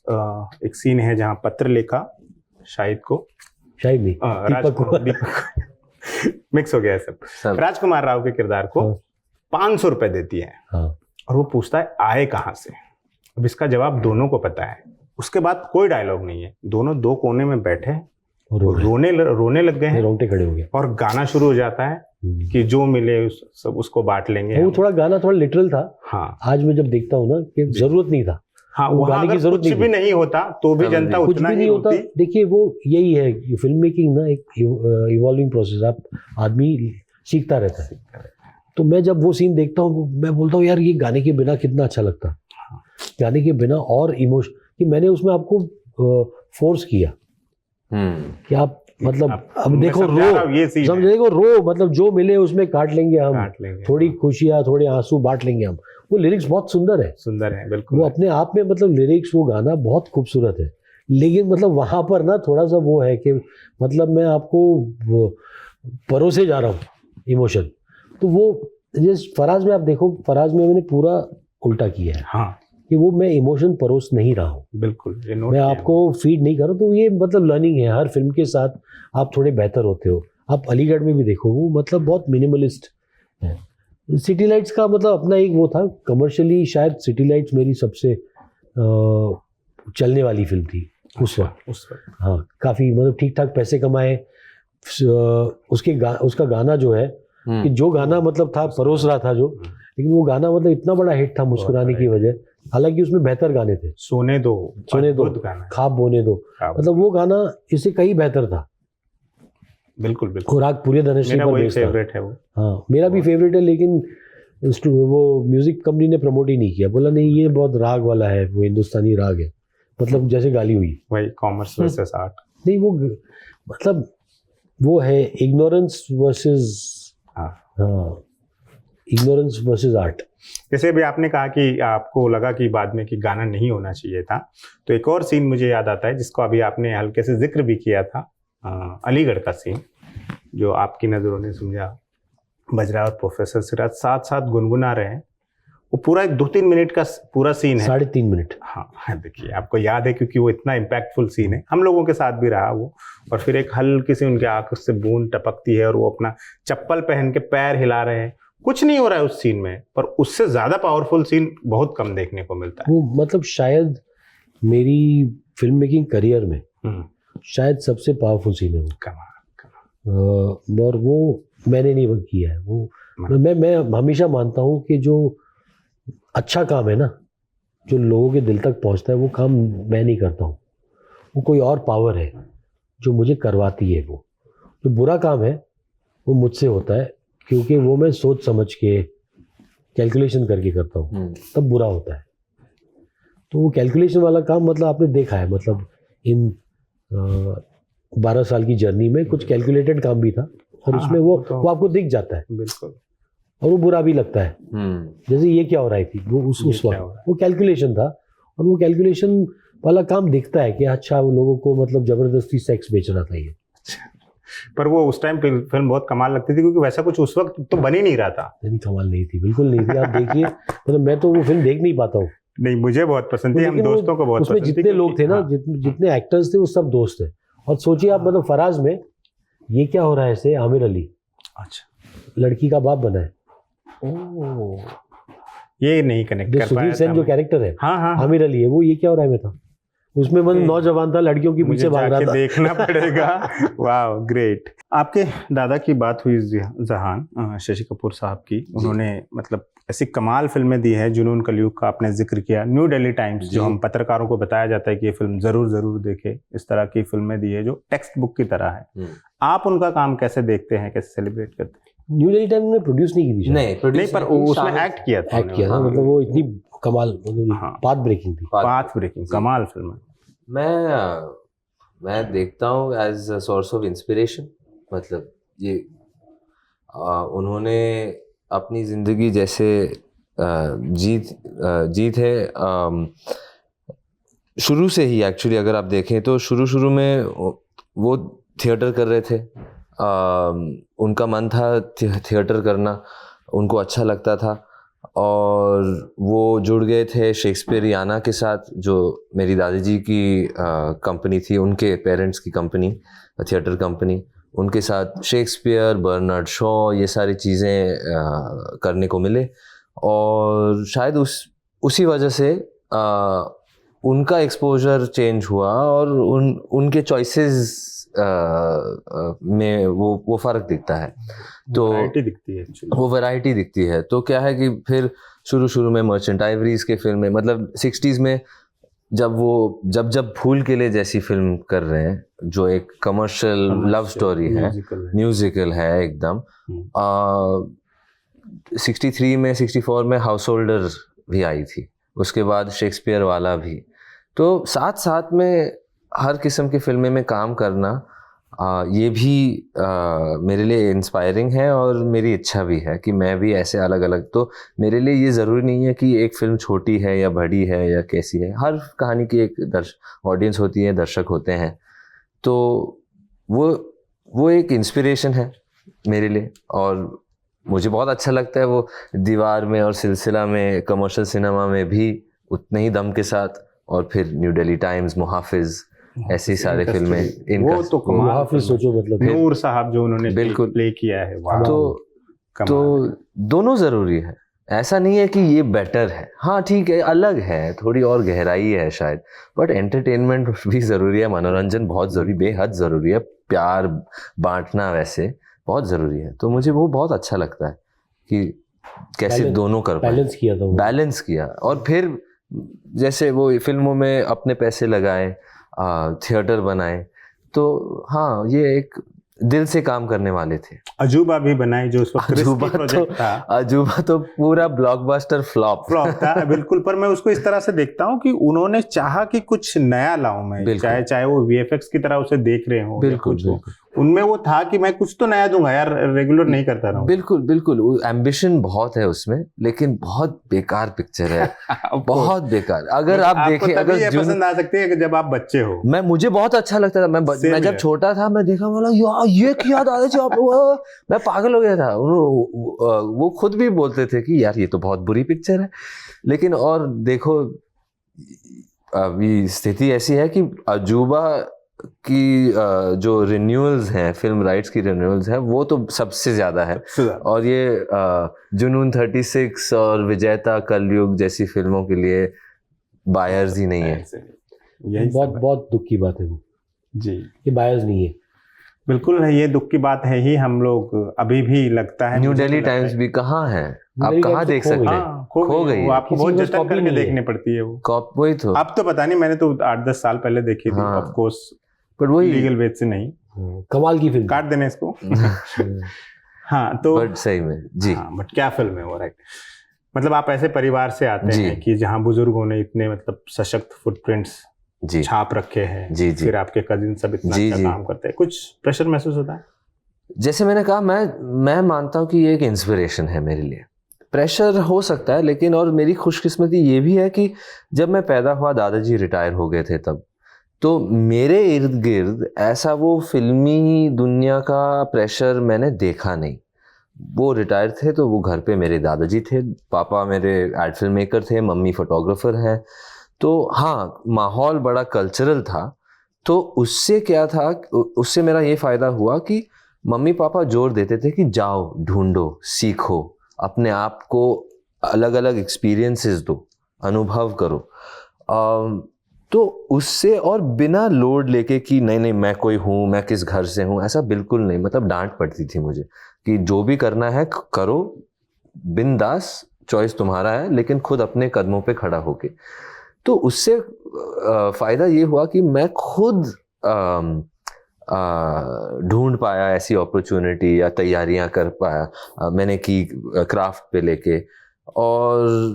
और मैं अवेयर हूँ कि ये लेगेसी है, ये प्यार कितना है। आज भी अगर देखो आप बात कर रहे हैं दादाजी के फिल्मों के बारे में, और अभी भी कितनी खुशी होती है याद करने में, तो ये बहुत बड़ी बात है। पुत्र इज फर्स्ट फिल्म, धर्मपुत्र उनकी पहली फिल्म थी ना, धर्मपुत्र उनकी पहली फिल्म थी ना। B R. Chopra produce, Yash Chopra direct. तो आप सोचो, मतलब एक तरीके से दादाजी और ग्रैंडसन एक ही मैसेज दे रहे हैं, एक ही तरह की फिल्म में दोनों ने डेब्यू किया है। धर्मपुत्र, उन्होंने भी धर्मपुत्र से, मतलब वो आज भी उस सब्जेक्ट को सोचना टबू है। बिल्कुल, आज ज्यादा टैबू है वैसा सब्जेक्ट उठाना, उसी वजह मतलब से। यही। और यहाँ उनका, और लेकिन सच बताओ, सब इत्तेफाक से हुआ, ऐसा जोर नहीं कि नहीं नहीं दादाजी जैसे किए ना वैसे ही करना है, कुछ नहीं, हो गया।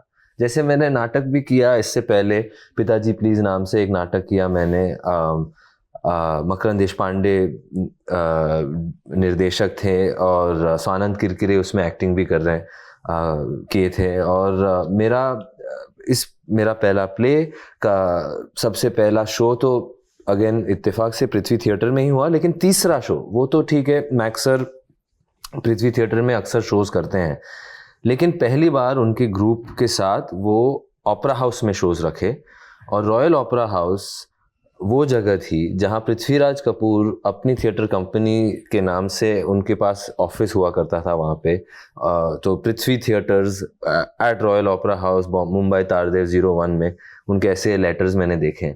तो मुझे लगा कि वाह, उनके बाद मैं, और दादाजी शायद छोटे थे, राज जी तो थे शायद वो उन दिनों में, बट उनके बाद मैं फिर से उसी रंगमंच पे खड़ा हूँ एक नाटक के साथ। तो वो मेरे लिए बहुत बड़ी बात थी, और मैंने जोर नहीं दिया, ऐसा कोई मैनिपुलेशन नहीं था उसमें कि देखो ऐसे करना चाहिए। मार्केटिंग वाले आते हैं और बोलते हैं कि हाँ हाँ इसकी कहानी बनाते हैं, लेकिन नहीं, ये हुआ ऐसे। तो ये अच्छी बात है और मेरे लिए गर्व की बात है। परिवार में कौन ज्यादा हेल्पफुल रहा, जिसने मतलब टिप्स दी हो, काम देखा हो, सराहा हो, सलाह दी हो? पापा सबसे ज्यादा उस मम्मी पापा दोनों, और फिर कजिन्स भी। मतलब अगर मैं सलाह मांगू तो देंगे, और घर वाले की तरह ही होते हैं जो आप मतलब नुकसान से बचाना चाहते हैं, तो इसलिए चेतावनी देते हैं, नहीं तो इनकरेज कर देते हैं, बोले कि ये सीखो, करो, कुछ प्रयास करो। तो वैसा ही रहा है। लेकिन हाँ, सबसे ज़्यादा बातचीत तो पापा के साथ ही होती है सब चीज़ों से। उनके हमेशा हम अग्री नहीं करते हैं, अक्सर एक्चुअली आर्ग्यूमेंट ही होती है, लेकिन अच्छा है। अभी करीना ने इंस्टा पोस्ट वगैरह डाला था जब आपने, उनको फिल्म बहुत पसंद आई। अच्छा, बहुत हाँ, मैंने सबको, घर वाले को एक साथ बुलाकर फिल्म दिखाई, और सब लोग। कौन कौन थे? करीना, सैफ, रणबीर, आलिया, मम्मी पापा, नाना, नीला जी जो शमी जी की वाइफ। मतलब वो, मतलब आप सोचो कि शशि कपूर का पोता तो है, रमेश सिप्पी का नाती है। नाती भी है, राइट। अब ये मैं क्या करूं इसका? मैं जहान हूँ, मैं काम करने की कोशिश कर रहा हूँ, बस वही है। मतलब सबसे कमाल ये है कि वो ट्रैपिंग्स लेकर नहीं आता है इन चीज़ों की, क्योंकि वो सारी, मतलब उसकी फैमिली के लोग, मैंने तो करीना के साथ भी काम किया, वो ट्रैपिंग्स बाहर की दुनिया के लिए, लेकिन जो वर्क एथिक है ना, उसमें वो ट्रैपिंग्स नहीं है, वो सरेंडर है, एक तरह का समर्पण है कि ये कैरेक्टर है और ये फिल्म है, जैसी भी कमर्शियल हो, नॉन कमर्शियल हो, जैसी उसको समर्पित कर देते अपने आप को। वो एक समर्पण के साथ काम करने का एक वर्क एथिक है जो शायद इतने सालों से इतनी जनरेशंस काम कर रही है ना, तो वो एक विरासत में वही तो मिली है वो एक्चुअली। मतलब वो आई थिंक वो वर्क एथिक, एक डेडिकेशन टुवर्ड्स द क्राफ्ट वो है इन सब में। इतनी तारीफ आपके सामने कर रहे हैं। नहीं, ये फैमिली की तारीफ करें, लेकिन हकीकत है सब लोग सही में नहीं, काम बहुत कर। बहुत ज्यादा, मतलब वो मैंने देखा है इन लोगों को, मतलब बहुत ही डेडिकेटेड है। जी। अच्छा, अनुराग कश्यप आए थे और इधर उधर आजकल फिल्मों के चक्कर उनकी फिल्म जो आई है उसके सिलसिले में काफी इंटरव्यूज भी कर रहे हैं, हाँ, तो कहीं कहीं आपका नाम भी आया जा रहा है। उन्होंने बताया कि वो खाना खजाना पे गए थे, कभी एक किस्सा सुनाया, फिर वहाँ कुछ हुआ कि वो मनोज वाजपेयी और वो दोनों रो रहे थे, तो वो तो उनके किस्से हैं। आपके पास भी कुछ किस्से होंगे, अनुभव है। सुधीर मिश्रा, आप सब लोग 25-30 सुधीर भाई तो चलो हमारे सीनियर है थे, हमको, लेकिन सबसे ज्यादा सुधीर भाई ने हम सबको इंस्पायर किया, चैलेंज किया। मतलब वो आपको टोकने में मतलब पीछे नहीं रहते, क्या क्या क्या कर रहे हो, ज्यादा काम करो, बोले डूब जाएगा, मर जाएगा तू, मतलब वैसे होते सुधीर भाई। मतलब ब्रूटल है, लेकिन सुधीर भाई मतलब प्यार भी उतना ही करते हैं। और मतलब मेरी पहली फिल्म थी जय थे, मैं तो किसी को जानता भी नहीं था, अनुराग ने लिखी थी। अच्छा। अनुराग की पहली फिल्म थी और वो इंडियन पैनोरामा में जब सिलेक्ट हुई थी तो उसमें जूरी में सुधीर भाई थे। तो मैं पहली बार एक्चुअली सुधीर भाई को वहीं मिला, वो आए, मिले, गले मिले, बोलते कि बहुत अच्छी फिल्म बनाई यार तुमने। ये किस साल की बात है? 99 की। ओके। वो पैनोरामा में 99 में थी।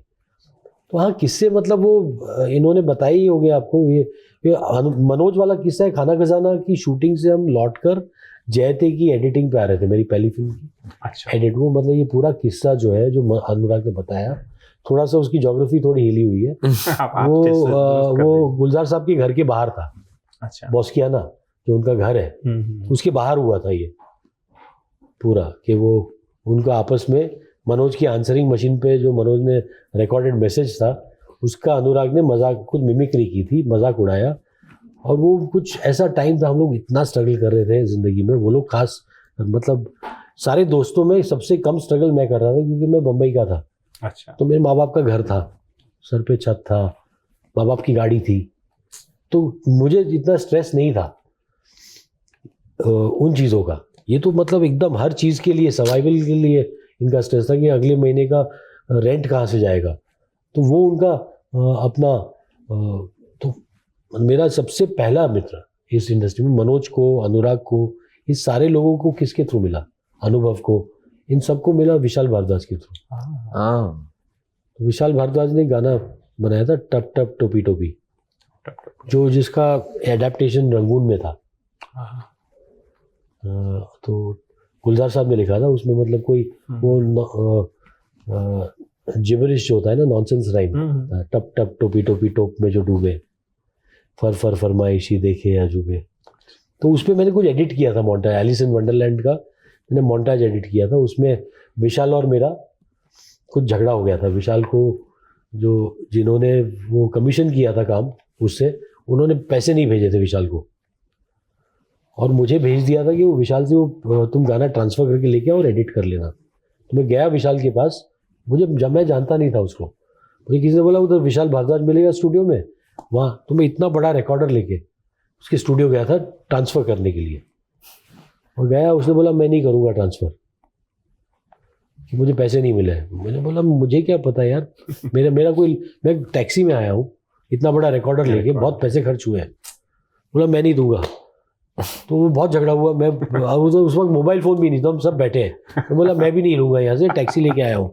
तो फाइनली मतलब विशाल ने ट्रांसफ़र किया, और फिर जाते टाइम वो बहुत नाराज़ था। उसने मुझे कहा कि मैं आऊँगा तुम्हारे स्टूडियो, देखो कर क्या रहे हो तुम, कि मुझे भरोसा नहीं है, मेरे गाने को बिगाड़ दोगे तुम, कि कैसे लेवलिंग क्या किया है, मास्टरिंग क्या किया है, सब मैं चेक करूँगा।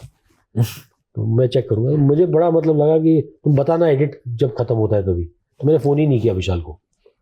फिर वो टीवी पे आ गया, तो मुझे विशाल का फ़ोन आया स्टूडियो में, लैंडलाइन पे, कि यार विशाल भारद्वाज बोल रहा हूँ, और ये तुमने बहुत अच्छा एडिट किया यार। हाँ। और वहाँ से हमारी दोस्ती शुरू हुई, मेरी और विशाल की। और मतलब विशाल ने अपना पहला स्क्रीन प्ले मेरे लिए लिखा। Which one? हाईवे करके कहानी थी, जो मैंने यू लव स्टोरीज में बनाई थी, आशीष विद्यार्थी, जिसको मैं विशाल के थ्रू ही मिला था, विशाल का दोस्त था वो, आशीष और शेफाली शाह। तो शेफाली मैं बचपन से जानता हूँ। वो उसकी मदर जो है मेरे दादाजी की, वो डॉक्टर है, तो दादाजी के साथ काम करती थी शेफाली की मम्मी। तो मैं शेफाली को बचपन से जानता हूँ कि वो एक्ट्रेस है, तो मैं और किसी एक्ट्रेस को जानता भी नहीं था, तो मैंने कहा शेफाली को ही कास्ट करता हूँ, और तब देखा कि इतनी कमाल की एक्टर है।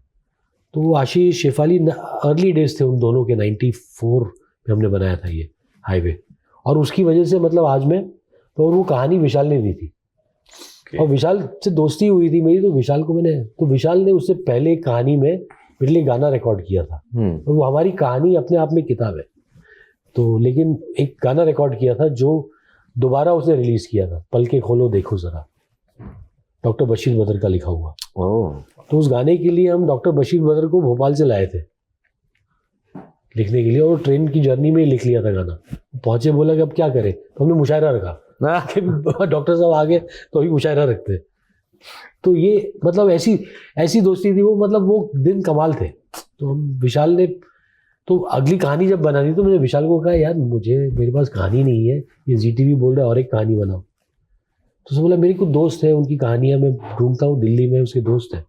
तो विशाल मेरा रिसोर्स था, तो उसने मुझे 10 कहानियाँ दी ऐसे अलग अलग पढ़ने। तो मैंने सब पढ़ी, मैंने बोला किसने लिखी है, बोला ये इन्होंने लिखी, सब नाम लिए उन्होंने। तो बोला यार ये कहानी मुझे अच्छी लगी, ये बनानी है। बोला ये तुमको यही बनानी? हाँ।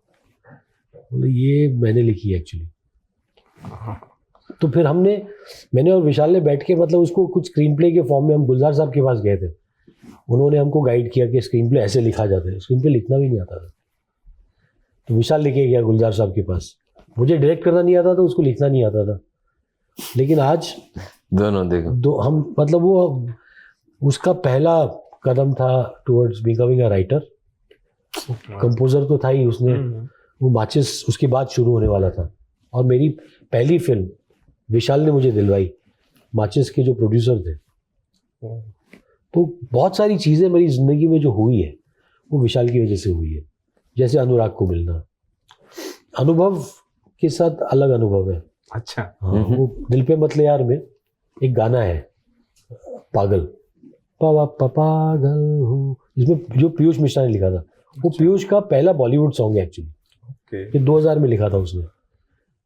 तो वो गाने की शूटिंग में मतलब गैराज मैकेनिक है, सारे लोग गा रहे हैं, वो मतलब ना हीरोइन जो टब्बू है उसके बारे में सोच रहा है, और वो सडनली गाने में ब्रेक कर जाता है। तो गाने की शूटिंग चल रही थी, वो सारे लोग ना वो गैराज मैकेनिक की यूनिफॉर्म में थे, सब ब्लू यूनिफॉर्म में थे। और हमारे एक दोस्त थे एक्टर विजय चच्चा बुलाते, विजय राज बोलते हैं, विजय राज करके एक्टर है, राइटर भी है बहुत अच्छे। तो चच्चा जो है वो बेज कलर की यूनिफॉर्म में थे।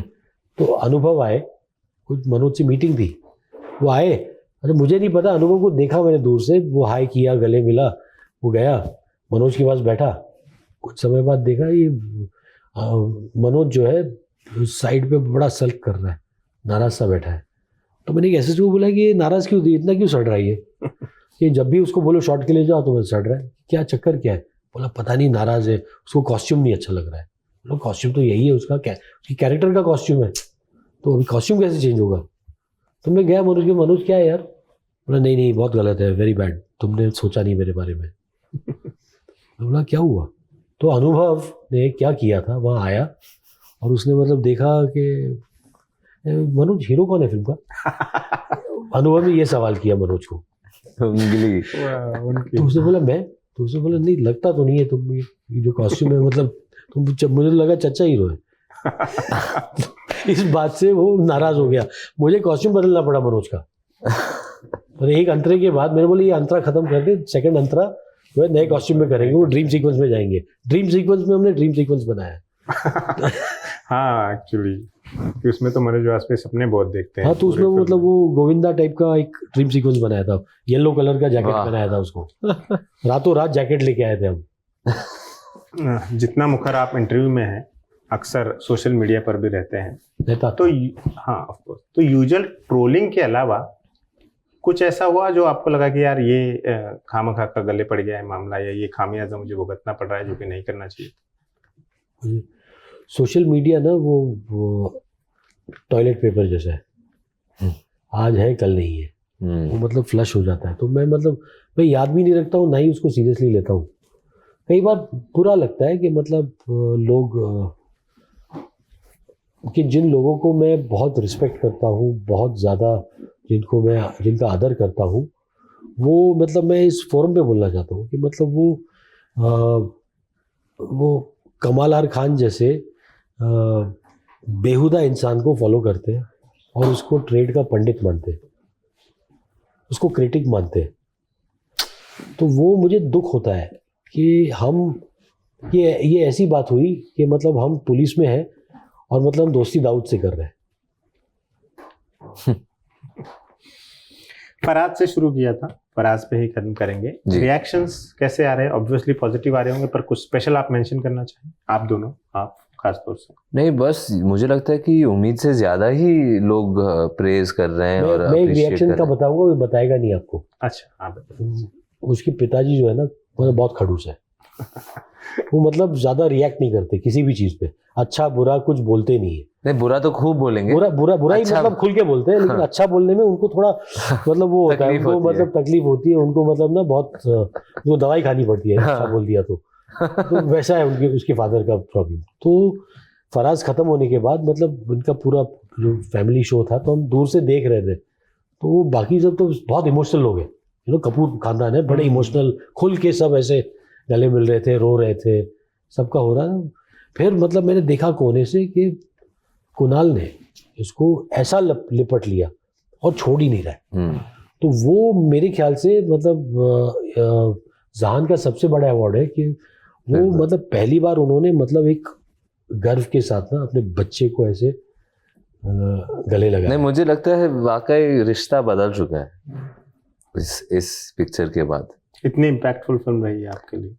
नहीं, वो तो जरूर है, लेकिन एक ऐसे ये एक रिएक्शन है कि उनको लगा कि चलो ठीक है, अपने पे वो गर्व महसूस कर रहे थे शायद। और सोशल मीडिया पे सारे रिव्यूज शेयर करते रहते हैं। हाँ, अच्छा, हाँ, मुझे मैसेज करते रहते हैं, अच्छा ये सिंगापुर कब आएगा? मुझे कहाँ पता, मुझे कैसे बहुत पता? हाँ, अचानक से बहुत क्यूट हो गए हैं। स्कैम का क्या अपडेट है? मतलब कई लोग जानना चाहेंगे तो मैं पूछ ही यहाँ आया हूँ आपसे मिलने, क्योंकि कल स्कैम की शूटिंग है, शायद आखिरी दिन है। अच्छा, इस सीजन का रैप है। इस सीजन को तुषार हिरानी नाम के डायरेक्टर है, हमारे मित्र है, जिन्होंने सांड की आंख बहुत अच्छी फिल्म बनाई थी। अभी राजकुमार राव के साथ श्री करके फिल्म बना रहे, तो श्री बहुत बहुत खूबसूरत फिल्म बना रहा है तुषार। तो तुषार ने डायरेक्ट किया, मैं इसमें शो रनर हूँ, लेकिन ये क्योंकि तुषार शूटिंग कर रहा है साउथ अफ्रीका में, तो मैं कल की शूटिंग कर रहा हूँ। मुझ पर जिम्मेदारी छोड़ के गए तुषार साहब। फिर पोस्ट प्रोडक्शन और मतलब बहुत इसमें भी अब्दुल करीम तेलगी पे, जैसे आपको पता है, लेकिन बेहतरीन कलाकार है गगनदेव रियार, जिनका थोड़ा मतलब आपने क्लिप्स देखा था जब हमने अनाउंस किया था, तो वो है। जैसे प्रतीक गांधी थे वैसे ही मतलब बेहतरीन थिएटर से निकले हुए कलाकार हैं, मंझे हुए एकदम, बहुत ही अच्छे एक्टर हैं। उनको आपने सोनचरिया में देखा था, लेकिन आप बहुत छोटा रोल था। नहीं, बहुत अच्छा रोल था, लेकिन इतने पतले थे उसमें कि अब आप पहचान नहीं पाओगे कि यही शख्स है। उन्होंने कुछ 35 किलो वजन बढ़ाया है। तो वो उम्मीद कर रहे हैं कि कल आखिरी दिन होगा और परसों से वो एक्सरसाइज शुरू करेंगे। और कोई प्रोजेक्ट इसके अलावा जो हमें? करीना के साथ जो फिल्म बनाई है हमने, वो अब जल्द एडिट की तरफ जा रही है। फिर एक शो है जिसको लेकर मैं बहुत खुश हूँ, जिसका नाम है स्कूप, हाँ। जो मीडिया पर ही है, जिस नाम से जाहिर है स्कूप है। वो तो शायद शूट हो चुका है, वो शूट हो चुका है उसका, मतलब वो अभी हम रिलीज डेट का इंतजार कर रहे हैं। तो बहुत उसको लेकर मतलब मुझे बहुत, वो जब भी देखता हूँ बड़ी खुशी होती है। अच्छा, मेरे मन को बहुत भाता है वो, मतलब मुझे बहुत अच्छा लगता है। बहुत ईमानदारी से, दिल से बनाया हुआ है, उसमें कोई बाजारपंती नहीं है। और गांधी पर हम शो बनाने जा रहे हैं, तो इस साल के अंत में उसकी शूटिंग शुरू होगी। रामचंद्र गुहा रामचंद्र गुहा की किताब किताबों पर पर। आधारित है और प्रतीक गांधी बने हैं Mohandas Karamchand Gandhi. Sounds very very. आपके क्या प्लान है आगे? कुछ स्क्रिप्ट्स पढ़ रहे हैं, चुनी है कुछ? हाँ, बस मैं एक्चुअली एक वेब सीरीज पे काम कर रहा हूँ जो अमेज़न पे आएगी, और आगे बस मतलब ये शुरुआत है। उम्मीद है कि बस एक एक कदम रख के आगे बढ़ूंगा, अच्छे अच्छे फिल्मों में अच्छे अच्छे फिल्म मेकर्स के साथ शामिल हो जाऊंगा। और जैसे सर कह रहे हैं कि मेरा ये मानना है कि एज एन एक्टर हमें कुछ अपने आप को हमें समर्पित होना है इस एक कहानी के लिए। कहानी बड़ी होती है, तो मैं बस चाहूँगा कि धीरे धीरे करते करते और काम करूँगा, यहाँ पे आता रहूँगा। बिल्कुल बिल्कुल। जहान को शुभकामनाएं और हंसल जी को एडवांस में बधाइयाँ, क्योंकि काम अच्छा ही होता है। हमको पता है, 20 सालों से देख रहे हैं, तो हमको पता ही है कि वो कैसे होने वाला है। दोनों हमारे यहाँ आए फराज के लिए, तो मैं चाहूँगा एक बार फिर मैं बहुत जोर दे के पूरी जिम्मेदारी से कहना चाहता हूँ कि फराज ज़रूर देखिए। शानदार फिल्म तो है ही, ज़रूरी फिल्म है, बहुत उम्दा फिल्म है, आपको सिनेमाघरों में जाकर देखनी चाहिए। देखिए कि एक टच करने वाला, आपको हिला देने वाला सिनेमा कैसा होता है। तो फराज को आपके प्यार का इंतज़ार है, फराज देखिए। आप दोनों का बहुत बहुत शुक्रिया जो इतनी तसल्ली बख्श और इतनी एनलाइटिंग और मतलब खुश करने वाली, दिल खुश करने वाली बातचीत की आपने। बहुत मज़ा आया। आप ललन टॉप पे फिर आइएगा, आपका हमेशा स्वागत रहेगा। Thank you so much. Thank you.